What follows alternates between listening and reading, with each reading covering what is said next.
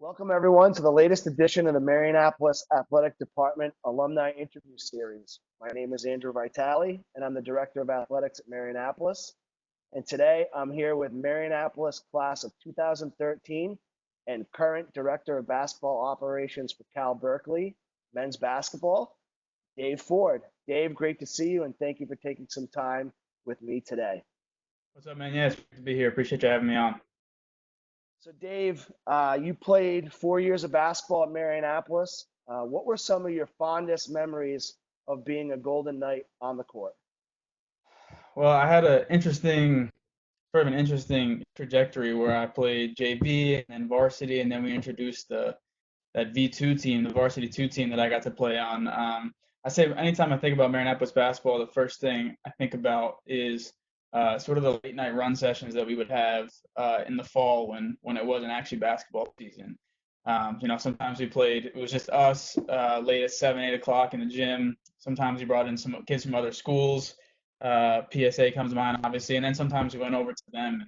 And a lot of good players there, myself not included, but a lot of high competition there that was a lot of fun to play against and play with. Um, and then obviously when we got to the season and you were our coach on JV, um, we had a lot of fun with that crew, and that's one of the more memorable teams that we were on. I know you and I still go back and forth sometimes on some of the guys that made you pull your hair out of your head, and probably the same guys that made me do the same. But we had a lot of fun with that crew. That was obviously my first real season of super high competitive basketball. We had a really stacked varsity team that year, so there was a lot of really good kids on that JV team. We obviously played a lot of good competition. Um, Obviously, the one thing that was missing from that year was playoffs when your JV team doesn't necessarily play for anything at the end of the year, but that sort of changed when we had the V2 team come in and we were able to sort of play other prep school varsity teams or local public varsity teams, and that year was really a blast. That's one of the my fondest memories of Marinapolis overall was the bond that team had. We had a new coach in that year with, of course, a legend. Billy B was on the bench as well. So anytime he's involved, it's going to be a good time. But that team, a lot of kids in my class on that team, and then a lot of younger guys as well, including my brother. So that was a lot of fun to play that year, and that was about as close knit of a team as I've ever played on as an athlete. Um, so that was really a lot of fun, and I still talk to a lot of those guys, and we look back very fondly on the year that we had, and the opportunity to play for something at the end of the year was a blast. A lot of great memories. That JV team makes me smile a lot. Um, you did your undergraduate work at Villanova. So tell us about your experience there outside of basketball. Yeah, so this has actually been a pretty emotional week for me and my friends from Villanova, both in and outside of basketball. Our graduation date was, I think, today, 3 years ago. So, lots of pictures and memories are coming up. And then, of course, both my brother and sister just graduated this past weekend. So, seeing their emotion has, made me relive some of the emotion of graduating there. But I had a great time there. I mean, it's cliche, but some of the 4 best years of my life. Obviously, I got a chance to be involved in basketball there, but I honestly, it was sort of the perfect storm for me, Villanova, because I knew that I'd be able to be a manager there when I was there, but I'm pretty confident that I would have picked Villanova even if I didn't know that going in. It was sort of a perfect storm. Um, Obviously, I liked the different programs and academics I was going to get involved in, but I like it was a good distance from home. It was right outside of Philly, which is obviously a really cool city, um, and I had a lot of great things. A beautiful campus, and being on campus for a few days here and there, visiting. I really liked the energy that the campus brought and the people brought. So it was a great place to be, regardless of the success on the court. So you touched upon becoming a manager with the men's basketball team. You were obviously given that opportunity when you arrived. What made you want to do this, and what was it like those first 2 years as a manager on the team, while also finding yourself as a student? Yeah, so it never really was a question for me. Once I realized, because you didn't play me at all, that I wasn't good enough to play college basketball, uh, I realized that I wasn't gonna be able to play, and obviously there's different lower division opportunities that are close to home, but I was looking for something different than that, and so managing seemed to be the next best thing. You're involved in on a day in day out basis, and so I knew just wanted to be around the game. I grew up around it. It's been around my family for forever. So knew I wanted to be around it, and that seemed like a great opportunity. And yeah, I knew it would be hard work. I don't think I realized how hard it would be. It's sort of like a full-time job where depending on the school you go to, you're not really getting paid. And then on top of that, you have a full-time job being a full-time student. And so it was definitely a challenge for me. To sort of adjust to college life in general, but college life having more responsibilities than most of my non-basketball friends did. They kind of went to class and hung out, and that was about it. And I went to class, and then I went to practice, and then I also wanted to hang out. So it was being a manager in itself was a great learning experience, but just learning to balance those things was a what really taught me a lot early on, and is one of the reasons why now that I'm in a hiring position for managers, I'm lucky to have the perspective that I have where I was a manager and I can look back on things that I learned as a manager, whether they were manager specific duties or they were things that you kind of learn just being involved and having a great deal of responsibility at a young age, and sort of talk about the ways that it can help you learn and grow quickly as opposed to just being in class. Well, you being just as tall as I am might have played a little bit into that Yeah. as well.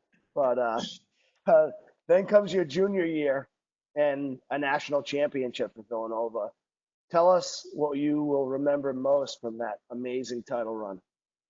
Yeah, there's obviously a lot there. People ask me that a lot, and there's a lot to unpack. And depending on who you talk to, there's different stories that I always forget and am reminded of, and those become my new favorite stories. It was honestly an unbelievable experience. Obviously, um, there's bonds that we made that year that to this day are still some of my best friends, the managers that we were traveling on the road that year. Obviously, only a handful of managers will travel to every game, in a season. So, I was fortunate enough to be traveling that year, and along with a couple other managers who I'm still close with. And there's something really special about that run. Obviously, March Madness kind of has like this aura around it of being a magical time, and it certainly is for spectators and those who are in it alike. Because very rarely do you go for a month straight pretty much out of class. You're constantly on the road. You're winning games. It's a lot of fun. You go Big East tournament and then 3 consecutive weekends of the NCAA tournament. Uh, it's a lot of time spent together, and you create all these amazing memories. And it honestly was an amazing year. Having been, that was my first year as a freshman and sophomore. You're sort of learning the ropes, kind of figuring out different things that you like about it and don't like about it, and things you prefer to do, things you don't care too much about. And by the time you get to your junior year, you kind of have found your niche in the program, and people are relying on you to do things, which is nerve-wracking at times, but also great to be involved and great to have that responsibility. And so that was my first year really traveling, and it was a blast to be around it, even before the national championship or even before the run. And obviously the national championship was just really just icing on the cake, and a great conversation starter if nothing else. You talked about the importance of that junior year and kind of figuring out what you're going to do with the rest of your life, really, and after graduation. So during that year and after your junior year, what were you thinking about doing after graduation, and kind of what led you to landing at the University of Texas? Yeah, so as my as my junior year kind of came to a close, started thinking about the future, and obviously one of the more natural steps for somebody who's a manager and loves being around the game and wants to continue to be around the game as I do, is to go the coaching route and end up being a coach. And obviously, you don't just go from manager to a head coach. So there's a ladder that you climb, as just with every other industry and profession. And so I wasn't quite sure if I wanted to coach or not, but I knew I liked being around a team. I love the energy of being around the guys and having people that you're working with. And one of the groups of people that I got to work with on a daily basis as a manager is the grad assistants, who are, depending on the program, either glorified managers that are grad students or much more closely associated with the coaching staff and help with scouting and any other duties in the program. And so I knew that I wanted to get my master's, and to be able to do that while being a part of a team was obviously really exciting for me. It's a nerve-wracking process. There's no great place where you can find what programs have GAs, and even among those, which ones have staff openings for a spot to be filled by you. But I got pretty lucky and ended up working a basketball training camp where Coach Smart, who's obviously the coach at Texas, was a coach there, and he brought his director of basketball operations with him, and so we kind of got to talking, and I was approaching my senior year, and Coach Smart was there, and I had been around him once or twice before, and really liked his infectious energy that everyone really adores him for. And so I got to talking to their operations director about what their program's about, kind of the philosophical side of how Coach Smart runs his program. And I really liked what I heard, and didn't really have any agenda in this conversation, just was interested to hear from somebody who was, several years down the line in the profession. And I'm not exactly sure how it happened, but he either offered just made a statement about, yeah, well, we have 3 openings, and we'll be looking to fill them after this coming season. And it sort of clicked in my mind, like, hey, well, I'm looking for a position just like that. Everything you're saying makes sense to me, and I like what you guys got going on there, and sort of similar to Villanova, another perfect storm. Obviously, it's a good school and it's in a great city. Austin is fantastic. A shameless plug for Austin. Anyone who hasn't been needs to go, live there, visit there, whatever. It's incredible, great city. And I had obviously heard great things and knew that I'd be able to be involved there. So I got really lucky. There's no doubt. Very fortunate that cards sort of fell the way that they did, and I was able to get a spot at the University of Texas. I think it's also great that you were able to connect with another Marinapolis alum Yeah, during yeah, your that's time. right. Yeah, that's right. Yeah, Ike was. I didn't even know it was just totally random that obviously Ike went from Marinapolis, went on to Quinnipiac, and then played professionally in Spain for a while. Then came back and had a mutual friend that was working at Texas, so he ended up as a grad assistant his first year at Texas during my senior year at Villanova, and then and so this was in the summer that I kind of got the process going and reached back out to them and sort of said, yeah, I want to come back and I'd love to be a GA with you guys. And wasn't until someone shared some writer in Hartford wrote a story about how Ike had gone from here to there, and now he's in Austin. And I honestly didn't believe it. I was like, there's no way. That's too crazy. And so people started to think, and even people at Texas didn't know until I actually got there, that Ike is not the one that put me on.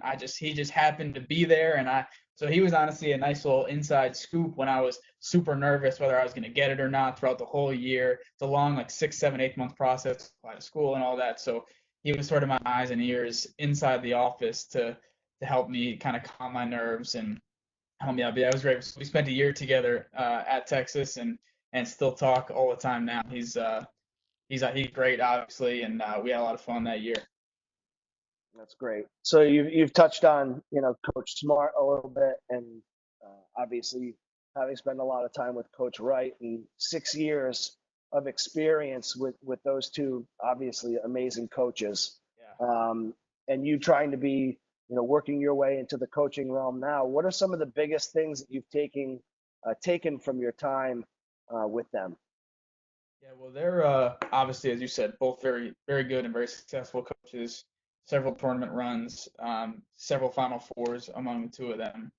Um, they have very what I take away the most is really just that there's so many different ways to accomplish the same goal. They have very different styles in their approach, both very professional and very organized, sure, but go about it in very different ways. They play very different styles on the court, obviously, and they recruit different types of players as well. So they really have their own really secure, really thorough philosophies as to how they run their program, and but they're each very different from one another. And I think that was one of the things that drew me to Texas most was hearing that it wasn't just going to be a Nova South. I love Nova, and I would have stayed there forever if the opportunity was there. But having been as young as I was and the opportunity to kind of learn in very different environments. Obviously, Texas and Villanova are very different athletic departments in very different parts of the country, different conferences. One has football at the highest level, one has AA football, so very different situations and very different coaches that have done a good job of sort of molding the way that they treat their program, run their program to cater to the specificities of their universities. Um, and so it was one of the things that I learned most while being there was that Villanova and Texas basketball programs were in very different places in their lifespan.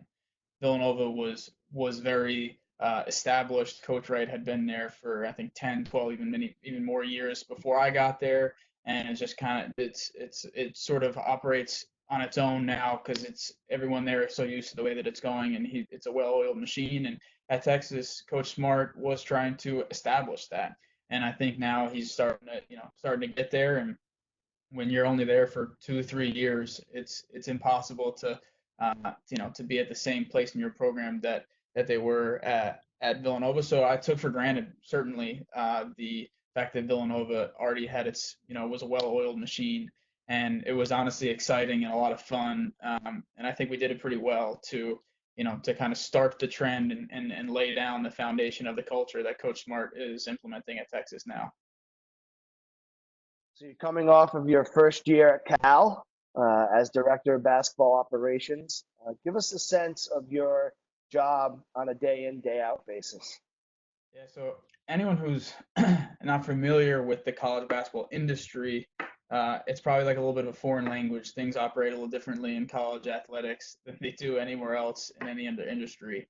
But basically, especially with NCAA guidelines, there's rules about what people can and can't do, and the three assistants and the head coach sort of take care of all of the strategizing, recruiting, scouting, and player development, all the basketball stuff that goes in on the court between the lines, essentially.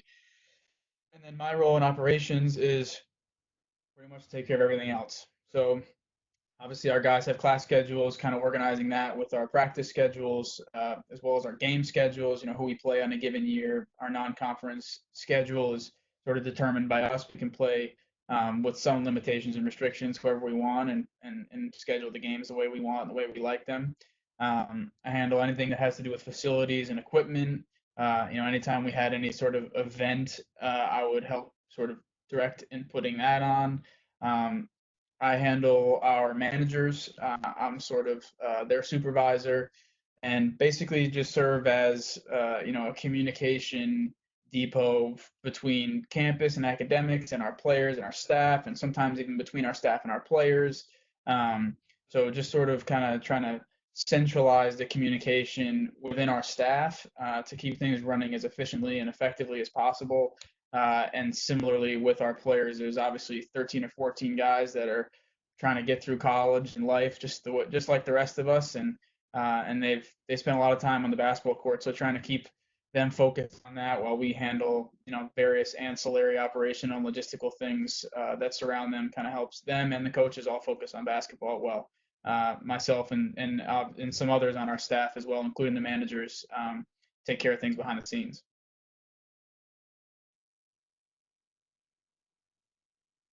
So you're now 7 years removed from your time in Thompson, Connecticut. We were just talking about it off the camera. Uh, what are the moments and memories that you will never forget about your time at Marionapolis? There's every time I think about or get that question, I always think of the bus rides that we had from Marionapolis to away games and away games back home or to tournaments or any other trip that the school was able to bring us on and whatever. those were a blast. I mean, we were excited to go play a game. We were excited to go to Boston or wherever we were going. Um, and I was fortunate enough to play a lot of sports with my friends, and that took up a lot of my time outside of the classroom. And I obviously wouldn't have it any other way. And there's a lot of stories that we still tell of stopping at various places just to get dinner for like $4 at like a Taco Bell at like 8 o'clock at night back from a soccer game or something. And um, so those are some of the fondest memories I have, with my closest friends. And also, the staff and the faculty I became very close with and still am close with a lot of them, um, and talk to them relatively frequently.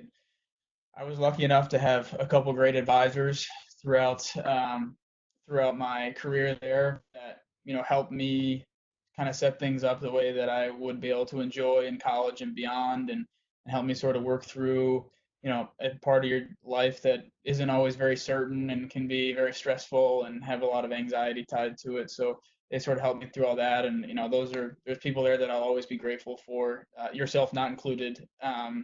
And then just as when you have a staff and have faculty that come together, and you have a close group of friends, and everyone in the building seems like a friend. You get like this really great sense of community, that is really unique to Marianapolis, and one of the reasons why I'm proud to say that I went there and loved my time there. And I'm not home as often as I would like, or back in New England as often as I would like, but every time I am, I'm always sure to go back. And even as faculty have moved on, and certainly any of the students that were there have moved on, it's just nice to sometimes walk back through the doors and see familiar, places in the building, and whatever familiar faces are still there. Well, we appreciate everything you've said today. Thank you for taking the time to do this. We hope you and your family continue to stay well, and we'll look forward to talking to you again soon. Yeah, same to you guys. Everybody stay safe and stay patient.